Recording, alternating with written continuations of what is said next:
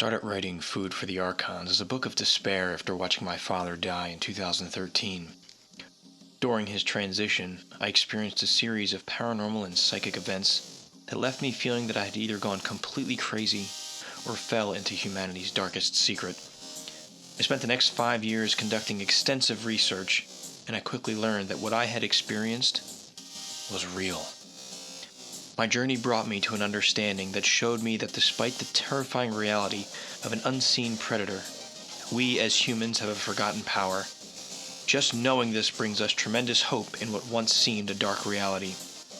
I wrote this book for me in hopes of gaining a better understanding of our reality and relationship to it.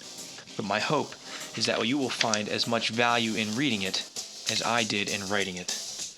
I Am Human, Food for the Archons, humanity's psychic connections, simulated realities, parallel worlds, and the manipulation of mankind. It's available on Amazon.com and at sixcentsmedia.net and wherever books are sold.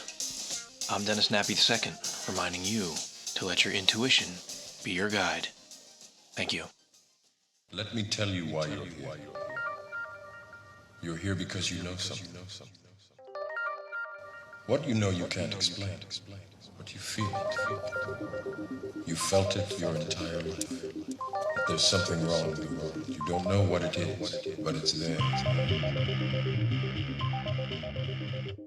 How do you meditate? Is this something that you're able to do quite easily, or do you fall into the category of meditation is so hard I can't turn off my thoughts and everything just races through my mind when I try to quiet it?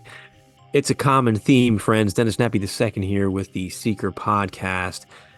I was having a conversation through email just today about meditation, and a fellow neurodivergent ADHD mind had reached out to me sharing that it's a hard thing to do, and I can certainly relate to that, and just asking for my advice. And I'd like to I was inspired to put this podcast together and talk about some of my experiences, some of the things that I do. Of course, I'm no expert. I just want to share my experiences and my journey and what's worked for me. I also have a few things that I'd like to share with all of you to put out there. I've been really busy behind the scenes. I haven't gotten on the air as much as I've liked to, and I've said that every show for the last 2 years. But I promise, all of you and this show is in my heart. This is really the core of what I do and what I've been doing, and I miss it.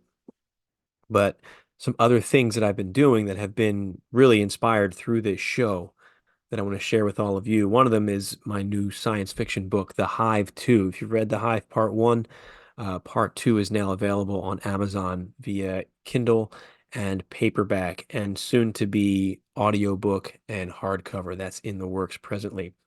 Um, but it continues the story that was ultimately inspired by the COVID virus and by the works of Edward Reardon with his Q sessions, looking at a collective hive mind that spurred from a virus that mysteriously struck the planet at the same time. So it's been a really fun journey writing it and releasing that.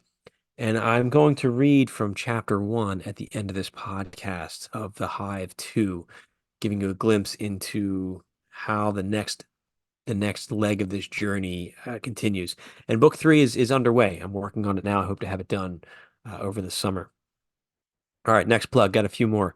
Food for the Archons. If you've read it, you heard the commercial at the beginning of the book, at the beginning of this podcast, is now available as an audio book. I'm excited about this. I used digital voice. I will eventually be recording it in my voice when I have more time, but I'm very pleased with the outcome of that project. So that's out there. It's on Amazon as well. And I'm excited about this because this project really has been so near and dear to my heart and has opened so many doors for me mentally and professionally. Um, I have it as a hardcover as well. So if this is one of those books that you read and you're like, wow, this is something special, you might want to consider the hardcover, or it's great as a gift if you're giving it to somebody as a hardcover. And I'm not forcing that on anybody, but I just ordered myself a copy, and I'm excited to hold that hardcover in my hands. Once it gets here, it should be here in a few days. So more to come on that, but check it out. All right, training. My Reiki 1 Udemy course is underway. It's almost ready to launch. In addition, I will be putting out some advertising for a Reiki 1 Zoom course where it'll be in person. So Udemy is going to be self-paced, except you'll be able to schedule your attunement with me. The Zoom course will be my first cohort is going to be 5 to 10 people, I think, where we'll meet over the course of a couple weeks and go through the Reiki 1 training. And in addition, I've started doing some consulting work. I've had some of you reach out to me asking for specific training, or really just wanting to pick my brain and talk about certain things. And I'm excited to have those opportunities. I've really enjoyed the experience. It's something new for me, um, and I love it. I love being able to connect with all of you that way. So sixsensemedia.net/Reiki and click on the training tab. And it'll have all the information for the consulting and for the Reiki training courses and everything up there. And if you want to book a Reiki session with me too, a virtual Reiki session, sixsensemedia.net/Reiki and schedule a session. You can see it right there as well. So check it out. I'm looking forward to hearing from those of you out there. The sessions have been great. I've loved connecting with my clients who I've met through this platform and the Future Forecasting Group platform. And I'm growing. My practice is growing spiritually. It's been such an enlightening experience, and I'm truly grateful for those of you that um, put your faith in me to help you with this stuff. It's been a lot of fun. Okay, I want to talk about meditation,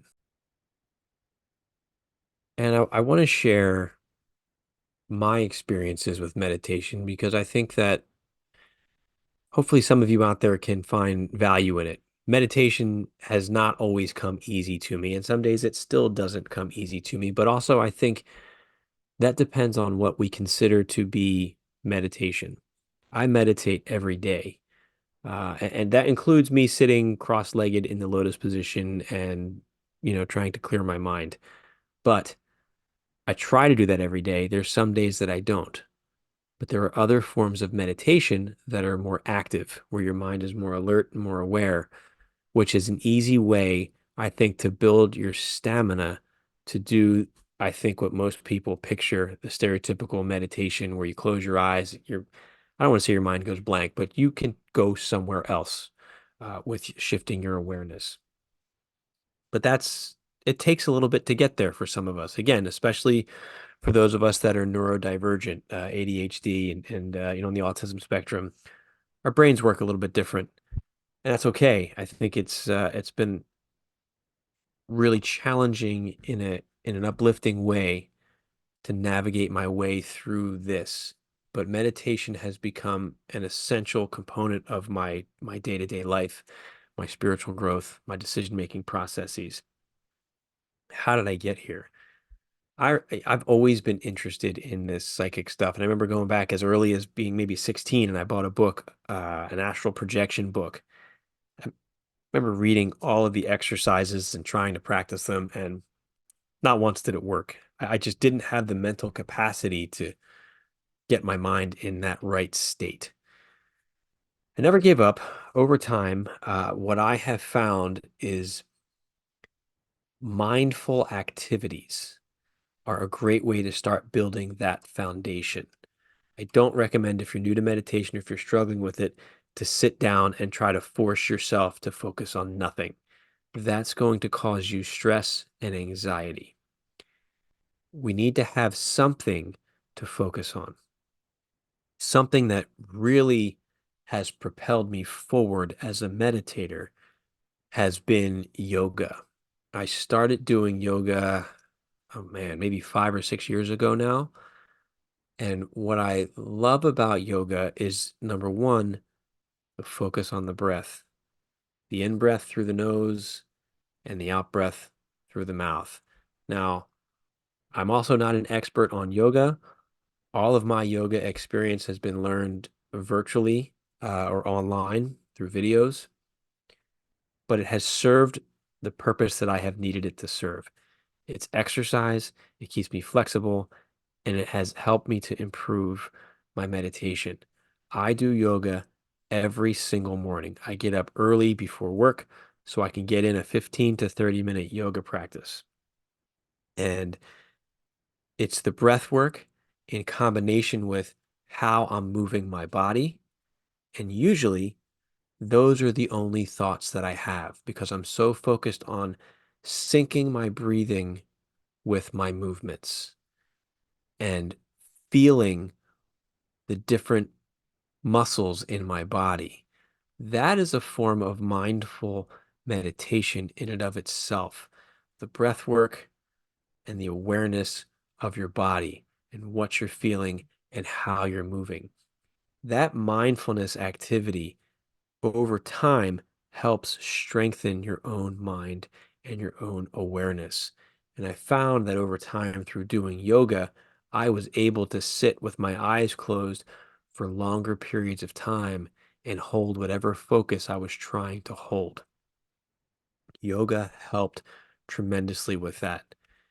On top of that, just practicing mindfulness, something as simple as saying to yourself, or as paying attention to your mind, paying attention to your thinking. Acknowledge, I'm having thoughts right now. What are these thoughts? These thoughts are curious.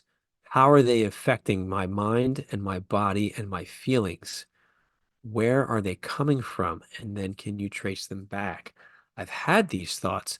Can I have different thoughts now?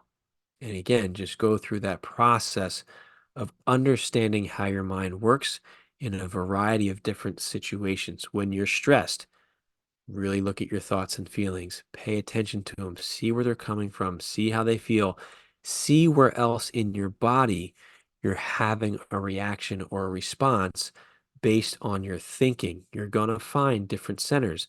Some of them are energetic centers, some of them are physical, tense points in your muscles throughout your body. All of these little activities, again, help to strengthen that meditation muscle, for lack of a better expression. Just taking a walk. I like to go out and take a walk in nature. And again, you don't have to clear your mind. Just take in the sights and be aware of the sounds around you. What does the ground feel like underneath? If it's not too cold, I take off my shoes and I'll walk through the woods barefoot and I experience the sensations. And I'm aware of what I'm hearing, what I'm seeing, what I'm smelling. I stop, I pause, I look, I take things in. I'll close my eyes and I'll listen to the sounds, the different birds, sounds of the leaves, any background noise that's out there as well, different animals, and sometimes the absolute stillness. And I acknowledge that as well as I'm going through that. Again, my mind is thinking, my mind is active, but it's focused on specific things. And over time, that helps strengthen, again, I think that stereotypical, let me sit in a lotus position and zone out. It helps to make that easier. Constantly focusing on my breathing. What I have found that has worked really well for me, I deal with crisis management a lot in my school. I work with children, and crisis could be anything from a student who's escalated to the point of physical aggression to a kindergarten student who's hysterical crying because he forgot his water bottle outside. Those can all be stressful moments depending on what's going on in my day. And I have found that when I take a minute and I focus on my breathing, I'm able to regulate my own heart rate and my own self. The Institute of Heart Math does have some biofeedback software you can look into. I had it at one of the schools I taught at, where it trains you to get your heart and mind into a state of coherence. Your breath work regulates your heartbeat, which regulates your mood and your energy and your emotions. It's fascinating stuff. And they have these games that you can play that's linked to a pulse oximeter on your fingers. You link to your heart rate. And as you control your heart rate, the game you're playing reacts. There's some games, the slower you can make your heart rate, the faster color will spread, or you can make a rainbow grow. You can beam energy at the earth. It's all these different really neat things that respond to your breathing and your heart rate. It's really cool. But again, it's active. I'm focused on my heart rate, I'm focused on my breathing, and I'm focused on the reaction that's coming across the screen. All right, let's get into a little bit more of really how to build this. And I think everybody who is learning to meditate or really on any type of spiritual journey should have a journal. Keep a journal. Write down your experiences. Get your thoughts out. Again, you're focused on a particular thought that's in your mind, and now you're writing it out. Writing is a form of meditation. I put out a journal. It's called My Reiki Journal for people going through my Reiki course, or it's really just Reiki, learning Reiki in general.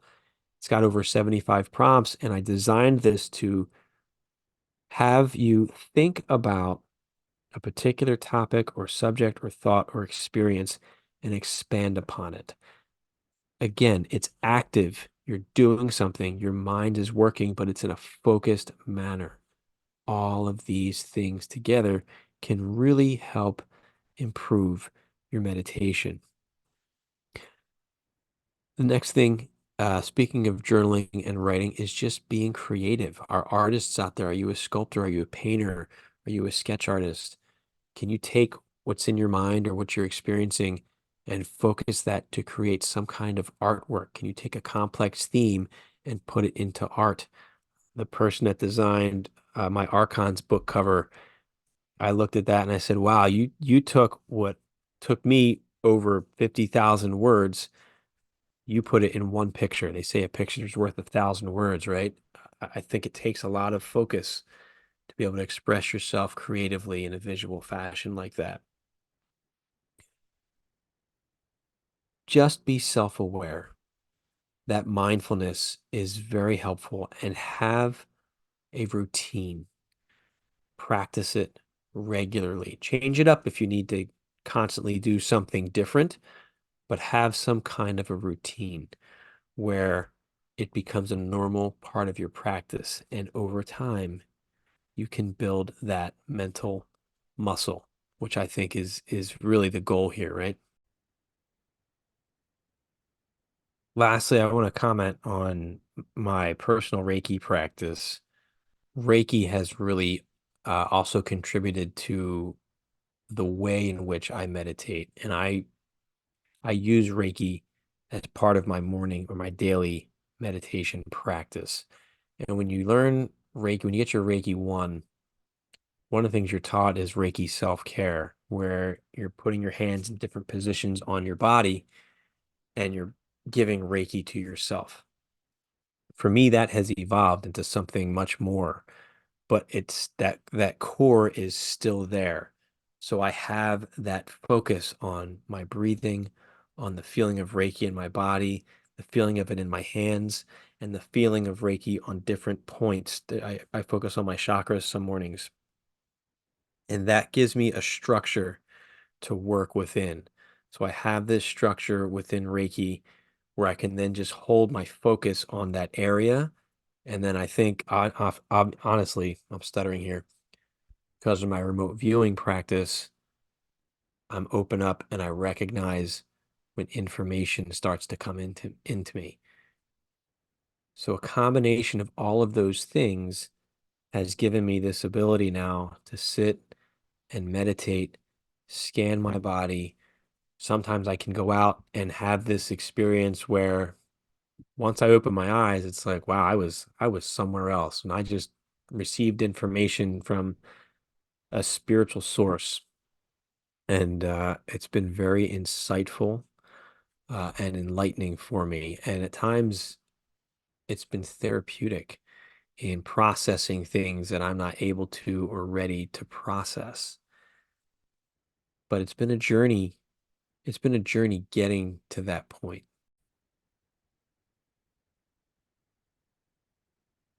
When I sit down to meditate, I sometimes have to keep myself in check because I would love to sit down every time and have that big, great experience, right? Where you get this profound spiritual insight or this big energetic release and you have this big wow factor. One of the things, and that's great, it really is. But I've been doing this consistently now for about 2 years, every day, just getting my morning meditation in. And one of the things that I've learned is to manage your expectation and to appreciate the experience no matter what it is. Through Reiki, one of the things that I teach that is taught through Reiki, let me word it that way. Reiki will go where it is needed most and it will do the highest good. And I try to apply that to my meditation and understanding that the experience that I have is the experience that I need right now. So sometimes I'll go through a meditation and my mind, this happened last week, my mind kept coming back to work. And it's like, I meditate so I don't have to think about work so I can get rid of all that stress. But there were some things that I really needed to address at work. And in that meditation session, even though I kept thinking about work, I actually worked through a problem I had been having and was able to come up with a solution and a course of action on it. And when I was done the session, I said, I felt better. I felt refreshed. At first, I was disappointed because, like, wow, I thought about work the whole time, and now I have to get ready to go to work. But then I realized that's what I needed in that moment. Sometimes not much of anything will happen. I'll go through the different points on my body. I'll focus on my breathing. I'll focus on what I'm feeling. And I won't have any spiritual encounters. I won't have any visits. I won't travel anywhere. I won't have any cool visuals. But when I open my eyes, I just spent 20 minutes with a quiet mind, relaxing. And that in and of itself is powerful. It's 20 minutes where the noise is off. And if your mind works anything like mine, there's constant noise. And then my normal day to day, it's constant noise and chatter, right? There's just constant demand based on the work that I do. And just being a father of 3 kids, it's always somebody always needs me. So in those 20 minutes that I'm meditating in the morning, um, even if it's quiet, I've learned to just appreciate that experience. There's other times when I go through that process, and this is why it sets the bar high, right? Where it's you have a profound insight or an incredible visual.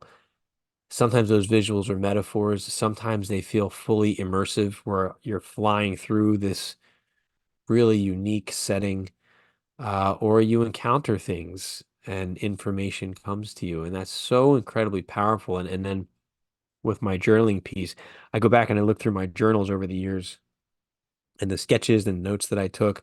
Some of that ends up making its way into my books, honestly. Um, and it's just such a neat experience to be able to know that I can access that. And ultimately, I think that having a strong meditation practice, I think that it does help me with my remote viewing practice as well in being able to just pay attention to signals and where they're coming from and what's happening in my own mind, in my own body. What do they say in the Matrix? Know thyself, right? And I think that's very important. I'm still getting to know myself, and I suspect it will take me a lifetime to continue. And I think that's with this whole journey. Just when you think you know, you're humbled and you realize I don't know. So I'm at that point where I think I am not going to say I know anymore. I'm still learning. I know a little bit, but I'm still learning, and things are constantly changing and growing and evolving. Kind of jumping all over the place now, thinking about meditation and different strategies to use. Something I also highly recommend as you're learning to meditate is to do guided meditations. I did a Tony Robbins, well, he calls it his priming exercise. That's what really, I think, got me started with the daily routine of meditating every day. And you can find that on YouTube. And Tony Robbins is such an inspirational, motivational guy. And he has a series of things that he goes through. He does some deep breathing, and then he does a few things of gratitude, 3 things that you're thankful for, and he walks you through that. And then visualizing something you want to manifest in your life. And that was a great activity, but it's guided. So you hear his voice, and there are moments of silence, but by the time your mind starts to wander, his voice chimes back in and it helps to refocus you to keep you on track with that meditation. So I did that for a long time, focusing on that. And then I shifted to my Reiki meditation when I felt I just, you just know, listen to that inner voice. I'm going to try this. And then it led me in a different direction where I no longer need the guided meditations anymore. But they are very, very helpful in the beginning to follow someone else's voice. Find someone that resonates with you. There are so many guided meditations out there. I think I'm planning on creating a few of them as well. If you find my voice to be a good guide for you, but that's down the road, I think. But that's something that I would like to do to put that out there. But guided meditations, I would highly recommend them as well. As you're paying attention to your thoughts and your feelings, something to be mindful of is as you're practicing your meditation, recognize that it should not cause you stress or anxiety. It should be calming and relaxing or insightful, but you shouldn't feel stressed from it. If you're feeling stressed, stop whatever you're doing and find a different way to do it. The, I try to meditate every day, and I'd say 99% of the time I do. But there are a few days where I go to sit down and it just feels uncomfortable. And I'll find something else to do in place of that. Sometimes it's reading, sometimes it's writing, sometimes it's mindfully just watching something or taking a walk. And that is what my mind and my body needs, right? That's part of listening to our intuition, letting it guide us. We have our goals, but it's not always the same thing every single day. It's different. And listening to our minds, listening to our intuition, it gives us what we need. I was thinking about this in terms of following your intuition. I was working with a client for Reiki. It was a repeat client, and I don't remember the context of what the experience was, but I remember when the session was over, realizing that a lot of the session we spent in conversation about things that were coming through with Reiki, but I felt it was more conversation than it was the actual act of Reiki. And I was starting to be really hard on myself and critical of myself. And then I realized that's what they needed. They felt great after that session. Reiki had led us to that point where they were able to have a dialogue with me and have a release and also gain some information or some insight or some validation through that discussion.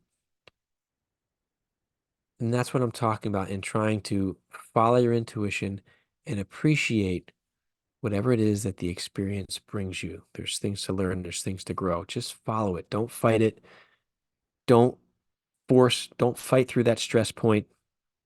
It's a different kind of exercise. There's times we want to fight through the stress, but with meditation, my advice, if it is stressing you out and making you uncomfortable, step away.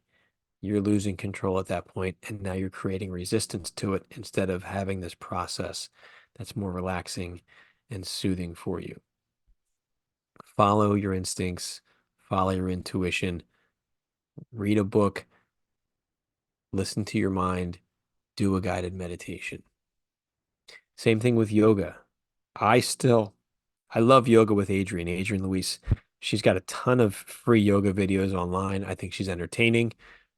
They're very efficient. There's a variety of different levels and types of yoga that she can do. There's so many videos out there that she has. Um, but she guides you through everything, every step. So if you're learning, you can watch the video and see what she's doing. And then over time, you know what to do and you just listen to her voice and it keeps refocusing you back on what you're supposed to be doing. All right, friends, now my anxiety is kicking in and I'm feeling like I'm starting to ramble a bit. So I'm going to shift gears here and I want to share from my new book, The Hive Part 2, Echoes of Existence and the Harmonic Resonance of Worlds. This is the sequel to the first book. I'm not going to give any spoilers from the first book in case you want to begin your journey there, which I highly recommend, in case you haven't read the first book yet. But I do want to give this teaser by reading the beginning of the second book. Speaking of exploring your mind and tying into meditation, there's a lot of that in here in understanding. This book really touches on your mind, consciousness, awareness, different levels of reality and accessing them, and telepathic connections, communications. It wrestles with fate versus free will. There's a whole bunch of different big themes that I often talk about here. Obviously, there's the AI component. I say obviously, if you follow my work, you know that's something that's very interesting to me. It's got all that stuff in there, and it follows really the story of our two main characters, Edward and Jasmine, and the evolution of their relationship. And I think that was a fun way for me to explore this. So I'm going to read from this, and just for chapter one, and hopefully you find it interesting. It starts out, who am I? I glimpsed my own mind and then watched helplessly as it spiraled out of control. I saw normalcy for a moment and realized what I've been missing, a sense of peace, a feeling of calm, an inner knowing that all problems before me are nothing but simple tasks to complete. No pressure, no stress, no complications, just the path ahead. My mind felt lighter, and so did my body.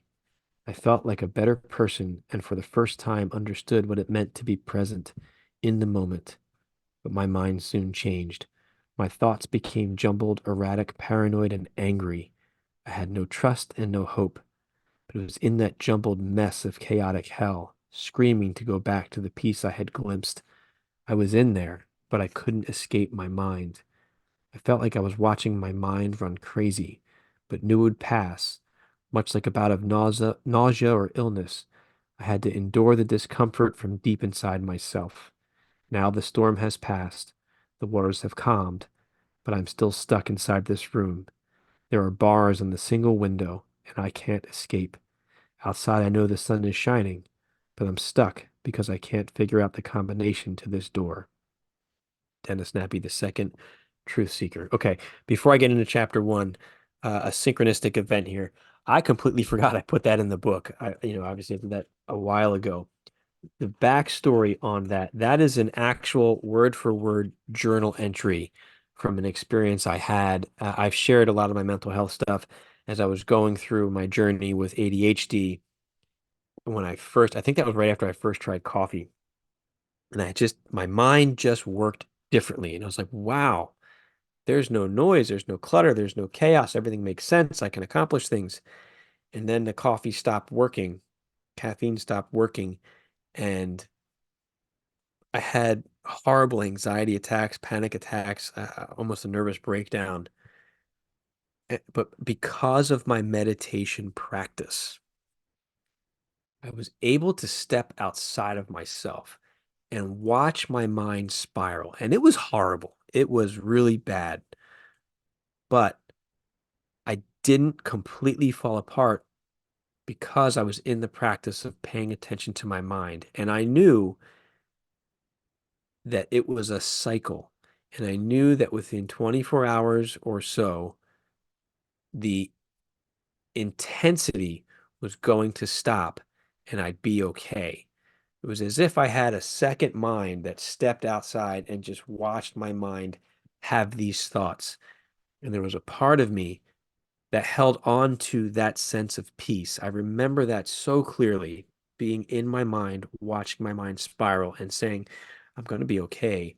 I'm watching this experience happen. It's absolutely horrible, but I'm going to be okay. And that was because I meditate. And that was hugely empowering for me to have that ability to stay calm in really what was a horrible crisis for me. And that has served me so very well. So the synchronistic part, I never planned on 10 minutes before this show is when I decided I was going to do a show on meditation. And I said, oh, maybe I'll read from my book now. I've been wanting to do this for months to read from my book. So the night I read from my book is the night I do a show on meditation. I open it up and I completely forgot I had written about this experience, which ties it all together. So that's just a moment for me. All right. I'm going to read chapter one here from book two.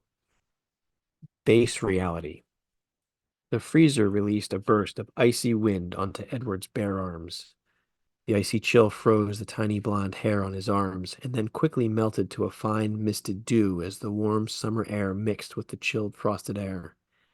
He reached in, grabbed a gobbler's frozen dinner, and placed it in his small shopping cart, allowing the freezer door to close freely with a thud. Down the next aisle he went, scanning his list on his phone. The Shop Smart grocery app directed him to proceed 3 aisles down where he would find the eggs on the left. Edward watched as the blue dot floated down the aisles on his screen. Other green dots danced around him, showing him where the other in-store app users were located, while red dots were spread throughout his screen, showing Edward where he could find a Shop Smart self-help AI center. As he walked toward the eggs, a woman made her way down the aisle from the opposite end towards Edward.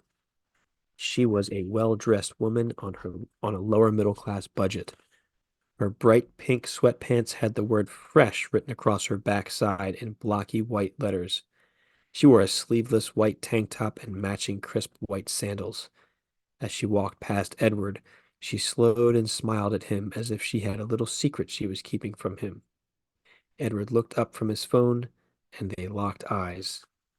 Without warning, she wrinkled her nose, causing strands of her blonde hair to fall in front of her face.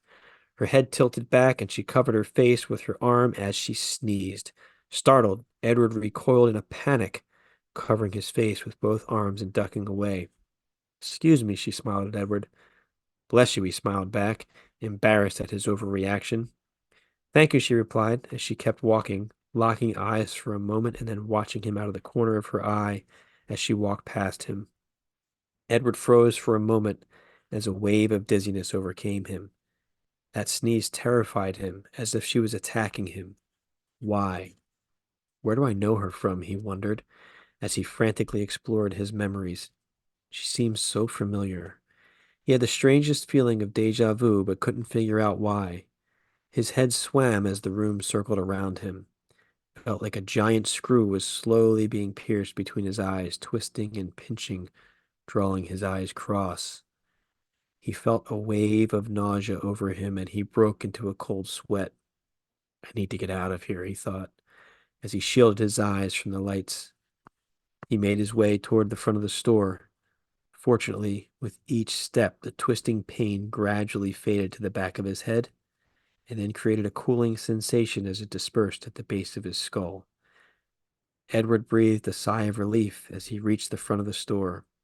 He held his phone up to the scanner as he walked through the automated checkout, and he felt the gentle pulse in his palm as his phone chimed quietly. "Thank you, Edward," the automated woman's voice said above him. He pushed his cart through the doors and walked towards his car, pausing for a moment, allowing the sunlight to warm him as he smiled upwards. The day was calm and still. Cars slowly danced in and out of the parking spaces as shoppers made their way to and from the line of stores in the shopping center. Off to his left, someone sneezed, and Edward again recoiled fearfully. His heart raced as he cowered between two cars and covered his face. Embarrassed, he straightened himself, looked around, and walked quickly to his car that was parked a few spots away. His heart pounded forcefully in his chest, and he again started sweating. With hands shaking, he opened his car door, hastily threw his groceries in the back seat, and jumped in the driver's seat, slamming the door shut and locking it.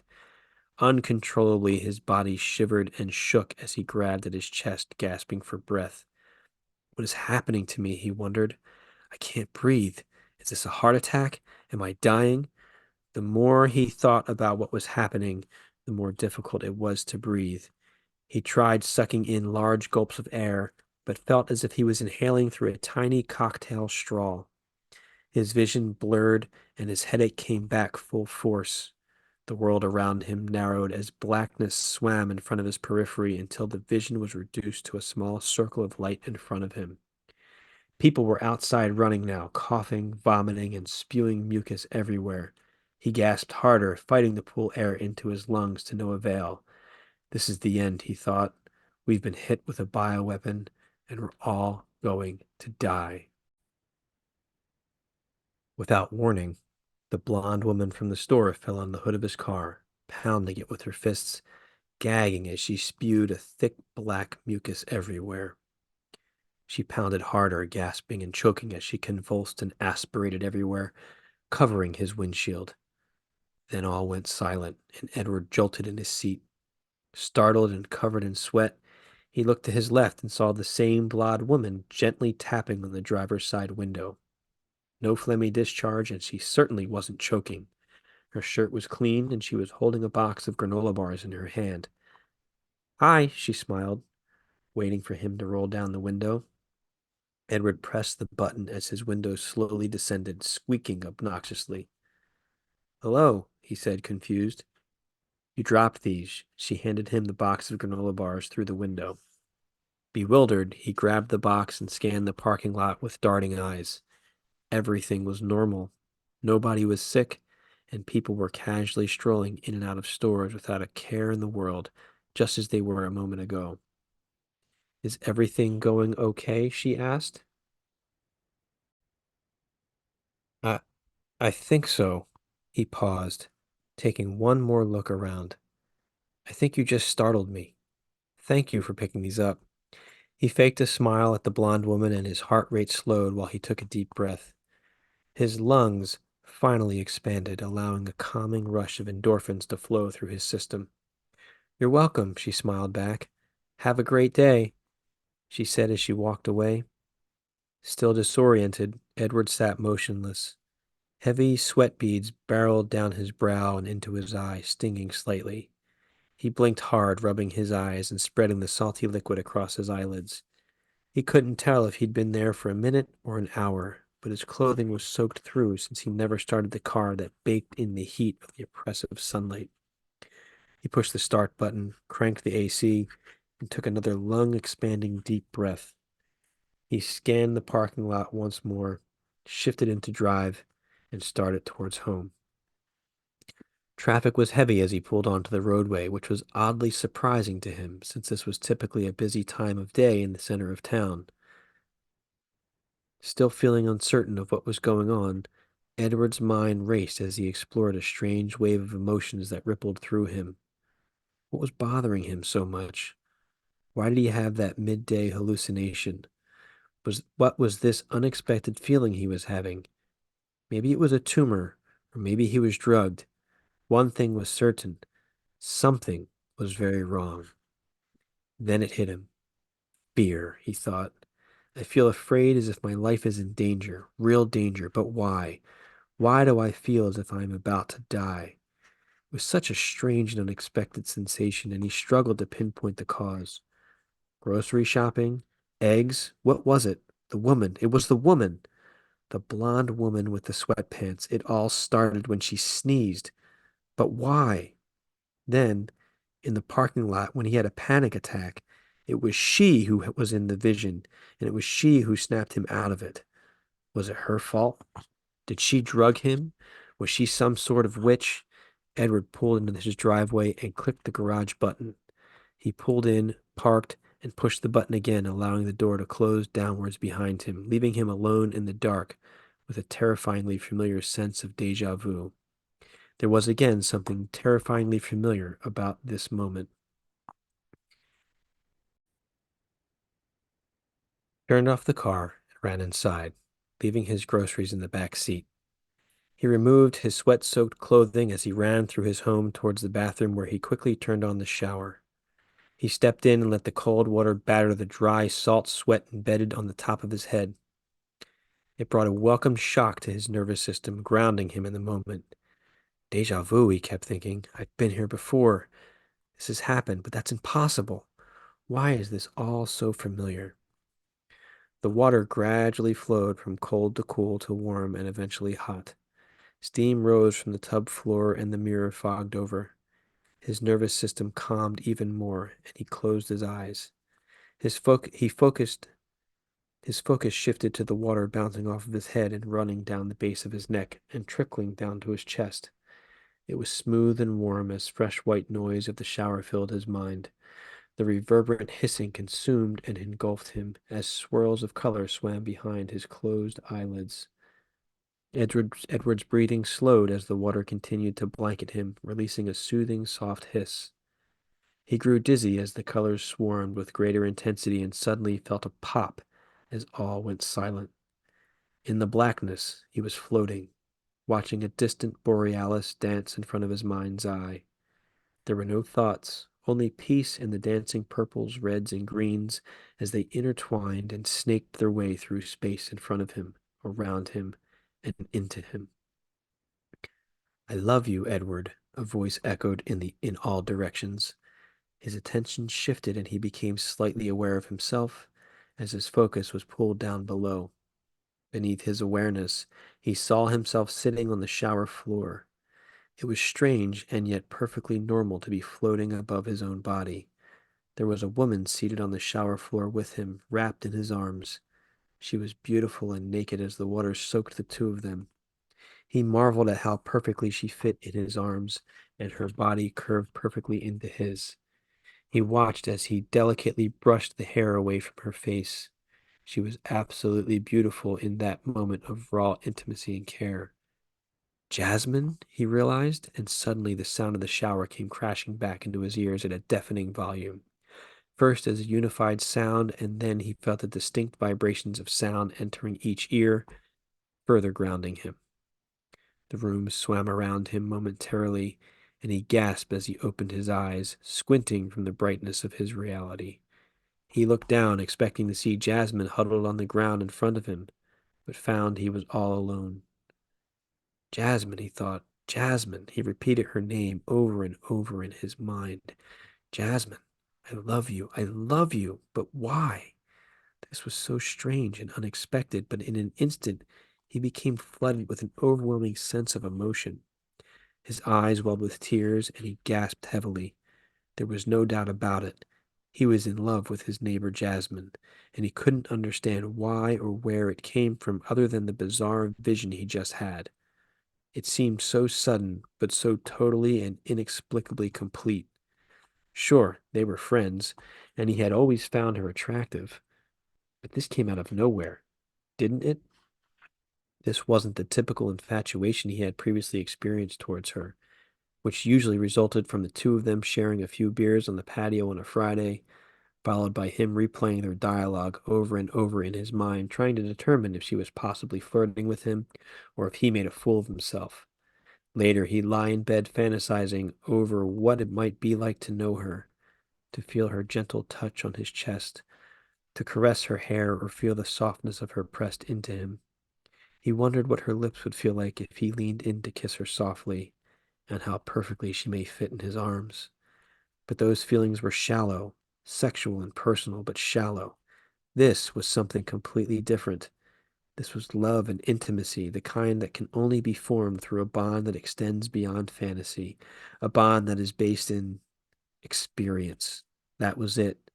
He felt as if he did know all of those things.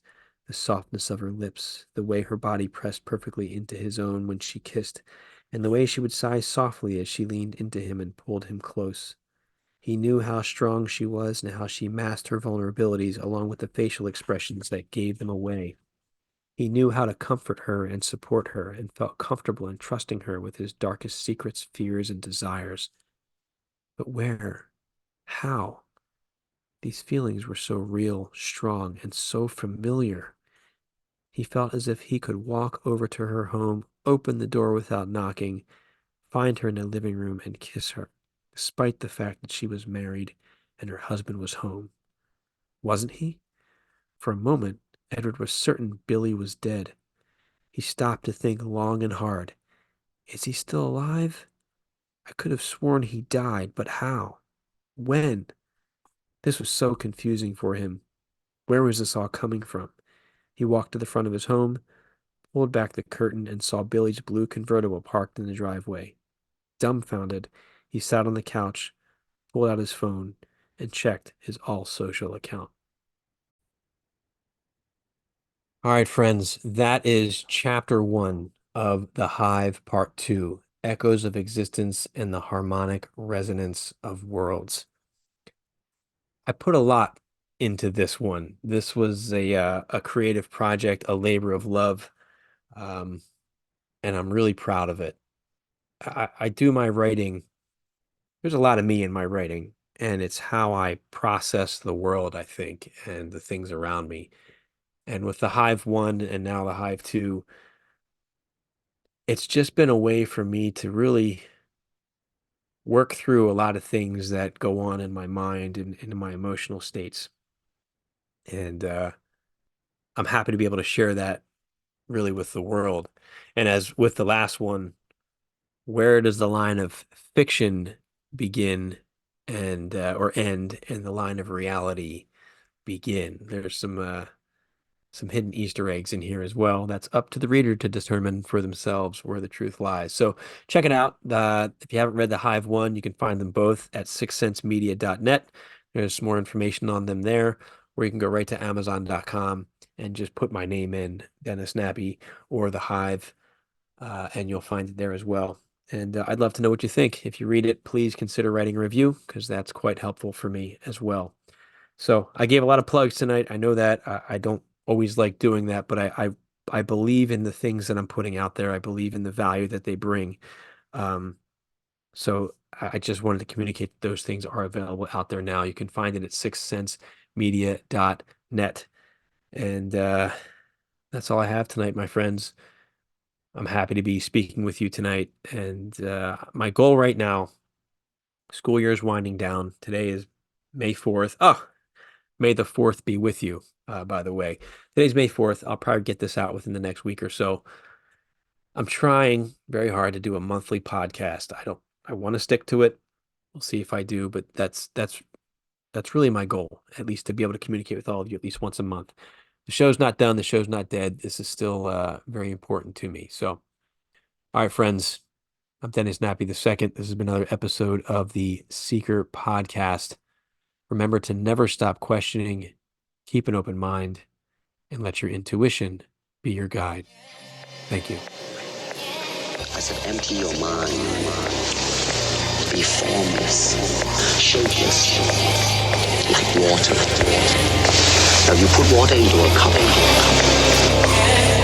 It becomes the cup. You put water into a bottle, it becomes the bottle. You put in a teapot, it becomes the teapot. Now water can flow, or it can crash. Be water, my friend. Be water, my friend.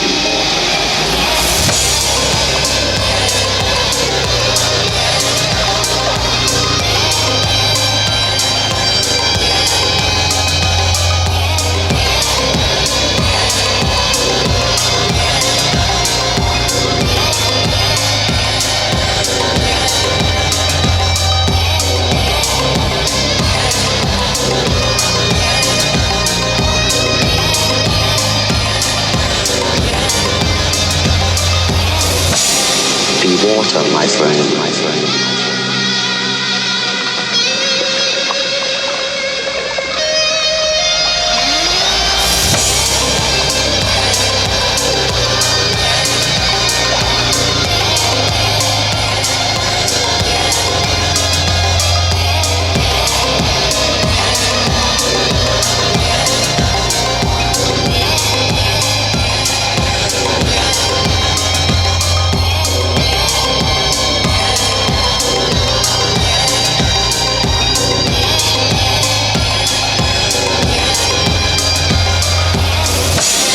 Be water, my friend, my friend.